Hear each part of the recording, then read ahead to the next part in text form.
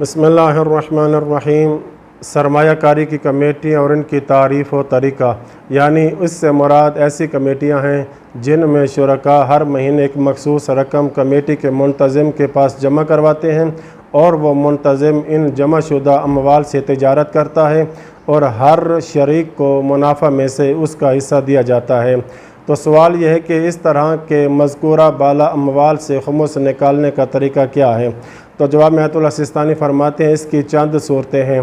पहली सूरत यह कि मुखम्मस या ऐसे माल से दी जाने वाली अक़सात के जिस पर खुमुस वाजिब ही न हो। अगर मुखम्मस माल या हक मार और मीरास जैसे माल से किस्तें अदा की हों जिस पर खुमुस वाजिब ही नहीं था तो इस पर खुमुस वाजिब नहीं है। इसी तरह अगर कोई कर्ज़ लेकर किस्तें अदा करे तो इस पर भी उस वक्त तक कोई खुमुस नहीं है जब तक वो इस कर्ज़ की मुकम्मल या कुछ मिकदार में अदायगी न कर दे, और जिस माल से अदायगी की हो इस पर पूरा साल न गुज़र जाए।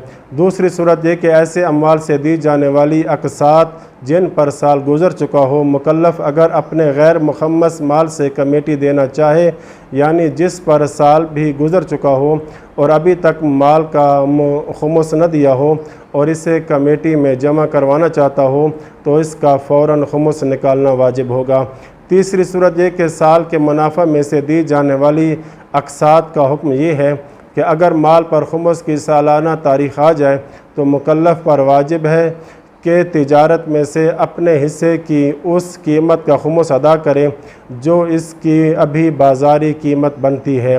दूसरा सवाल ये है, क्या इस तरह की कमेटी हासिल होने वाले मुनाफा पर खुमुस वाजिब है। तो जवाब में आयतुल्लाह सिस्तानी फरमाते हैं कि कमेटी में शरीक हर फ़र्द के लिए उसके अपने खुमुस की तारीख़ आने पर मुनाफा में से अपने इसी हिस्से का खुमुस निकालना वाजिब है जिससे वो अपनी ज़रूरियात ज़िंदगी पर ख़र्च न कर चुका हो। वसल्लल्लाहु अला मुहम्मदिन व अहलि बैतिही त्वाहिरीन।